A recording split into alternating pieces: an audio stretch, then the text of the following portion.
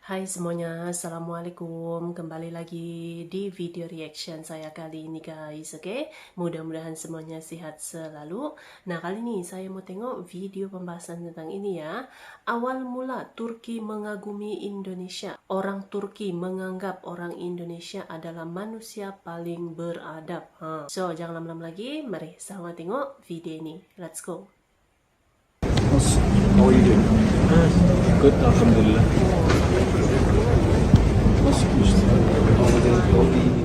Sebagai sebuah negara yang dikenal menjadi destinasi wisata yang begitu indah di dunia, Turki telah dikenal baik oleh seluruh negara, tidak terkecuali Indonesia.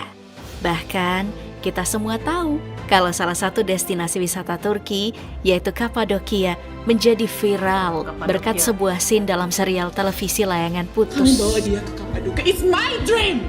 Bicara tentang Turki yang dikenal luas di Indonesia, ternyata Indonesia juga sama halnya dikenal luas oleh masyarakat Turki. Hal ini disebabkan oleh beragam hal, mulai dari banyaknya mahasiswa Indonesia di Turki, hingga banyaknya warga negara Indonesia yang bekerja di sana, dan juga termasuk banyaknya wisatawan Indonesia yang mengunjungi Turki. Nah, makanya akan menarik jika hari ini kita melihat lebih jauh bagaimana Indonesia di mata orang Turki. Salah satu hal yang membuat Indonesia banyak dikenal di Turki adalah hubungan politik kedua negara ini yang seperti tidak lekang oleh waktu.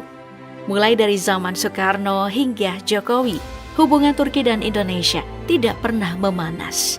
Saat Soekarno memimpin Indonesia, tahun 1959 menjadi momen besar kepada kedua negara, di mana Soekarno mengunjungi Turki yang pada saat itu dipimpin oleh Adnan Menderes. Pada kunjungan tersebut, Soekarno mendapatkan sambutan yang begitu hangat dari masyarakat Turki. Bagaimana tidak, Soekarno dikenal sebagai pemimpin revolusioner yang memerdekakan Indonesia, negara dengan populasi muslim terbesar di dunia. Tentu saja orang Turki senang mendengar kabar di mana saudaranya merdeka. Maka wajar saat kunjungan ini juga Soekarno mendapat predikat warga negara kehormatan Turki. Kunjungan Soekarno ini juga menjadi jalan pembuka bagi pengembangan hubungan bilateral Turki dan Indonesia, utamanya di bidang ekonomi dan kebudayaan. Sampai sekarang, nama Soekarno tidak asing bagi warga Turki karena namanya diabadikan sebagai nama jalan, yaitu Jalan Ahmet Soekarno yang berada tepat di sekitar gedung kedutaan besar Indonesia di Turki. Bagi Soekarno, mengunjungi Turki bukan cuma tentang hubungan bilateral kedua negara, namun juga sebagai sebuah momen sakral, karena Turki merupakan rumah dari Mustafa Kemal Atatürk, tokoh sentral sekaligus presiden pertama Turki yang dijuluki sebagai Bapak Turki. Dirinya adalah negarawan yang memodernisasi Turki yang saat itu dikenal kolot dan hanya berfokus mengurusi agama di dalam negaranya. Saking pentingnya sosok Mustafa Kemal Atatürk, Soekarno bahkan memasukkan nama pria tersebut di dalam salah satu bukunya, yaitu Di Bawah Bendera Revolusi, di mana Mustafa Kemal Atatürk digambarkan sebagai pria yang berhasil merubah wajah Turki di mata dunia dan lepas dari bayang-bayang Kekaisaran Ottoman. Nah, di masa sekarang saat Jokowi memimpin Indonesia dan Erdogan memimpin Turki, dua pemimpin negara ini tidak jarang menjadi sorotan warga kedua negara yang mereka pimpin. Bagaimana tidak, kedekatan keduanya sudah sering tersorot kamera. Mulai dari aksi Erdogan menggandeng Jokowi, hingga mereka pernah ngevlog bareng. Di masa Jokowi dan Erdogan, kerjasama kedua negara terjalin dengan baik. Mulai dari kerjasama ekonomi, pertahanan, hingga kerjasama dalam menanggapi isu-isu internasional yang bersinggungan dengan orang Muslim, seperti kasus Rohingya dan juga kasus di Palestina. Salah satu sikap kompak yang diperlihatkan Indonesia dan Turki untuk kasus internasional terlihat saat Menlu kedua negara ini walk out dalam debat terbuka Dewan Keamanan PBB di momen delegasi Israel berbicara. Hal ini membuktikan kalau Indonesia dan Turki memiliki kesamaan yang erat dalam menanggapi isu tentang konflik yang sekarang terjadi di Palestina. Kedepannya, hubungan baik antara Indonesia dan juga Turki sepertinya akan terus berlanjut. Hal ini bisa dilihat dari hubungan Prabowo yang menang pemilu 2024 dan juga Erdogan yang terlihat sangat baik. Erdogan bahkan sudah mengirim surat yang berisi ucapan selamat untuk kemenangan Prabowo di pemilu 2024. Selain hubungan politik yang hangat sejak masa Soekarno hingga Jokowi, Indonesia juga memiliki kedekatan lainnya dengan Turki, yaitu sebagai negara mayoritas Muslim. Dalam beberapa konten wawancara, orang Turki juga mengakui kalau Indonesia adalah negara dengan populasi Muslim terbesar di dunia. Endonezya denildiği zaman aklıma ilk gelen şey büyük bir kesiminin %80'den fazlasının Müslüman olduğu. Kesinambungan antara Indonesia dan Turki dalam lingkup Islam memang sangat erat karena pada abad ke-12 ulama Turki juga menjadi salah satu kelompok yang membawa dan menyebarkan Islam di Indonesia.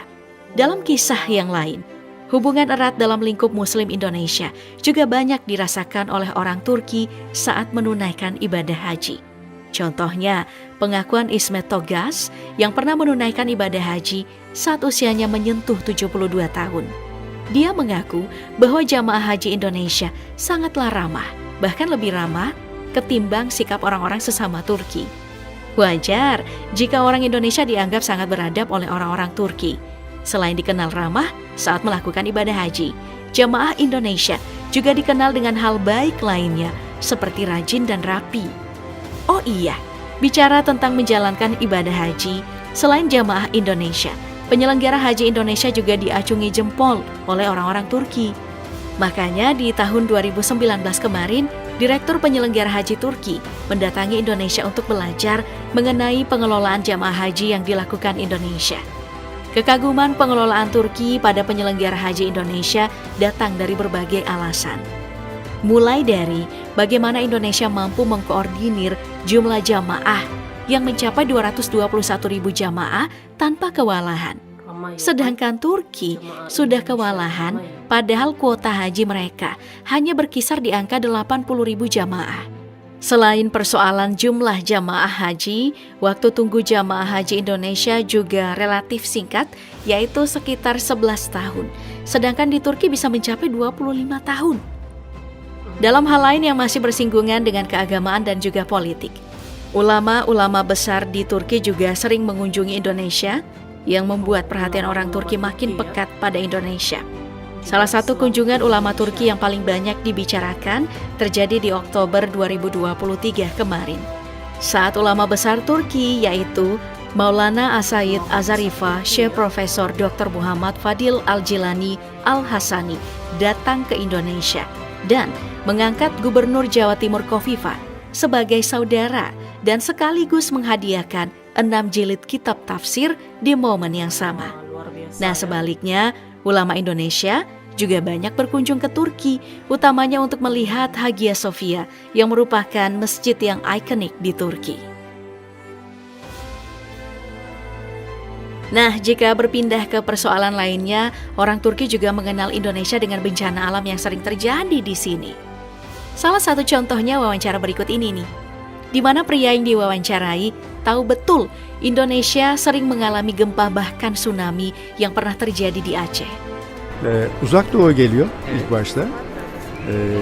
Sumatra, depremler, tsunami. Tsunami Aceh memang menjadi bencana dahsyat yang dikenal luas oleh seluruh masyarakat dunia.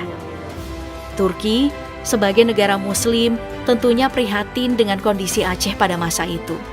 Makanya, mereka mengirimkan berbagai bantuan ke Aceh yang diingat hingga sekarang. Bahkan pada 2019 silam, Wali Kota Banda Aceh Aminullah Usman masih mengungkapkan rasa terima kasihnya pada Turki karena berperan besar dalam membangun sekolah, rumah sakit, hingga gedung Sultan II Selim. Dalam sebuah kesempatan untuk memperingati 17 tahun tsunami Aceh pada 2021 kemarin, Erdogan selaku Presiden Turki akan terus mendukung Indonesia. Dengan perhatian yang sangat panjang ini, wajar jika orang Turki mengetahui kalau Indonesia adalah negara yang sering dilanda bencana alam. Di lain sisi, Indonesia juga tidak lupa diri untuk memberi bantuan kepada Turki saat Turki diterpa bencana. Contohnya, pada Februari 2023 silam, di mana Turki dilanda gempa dahsyat yang menyebabkan lebih dari 60.000 orang meninggal.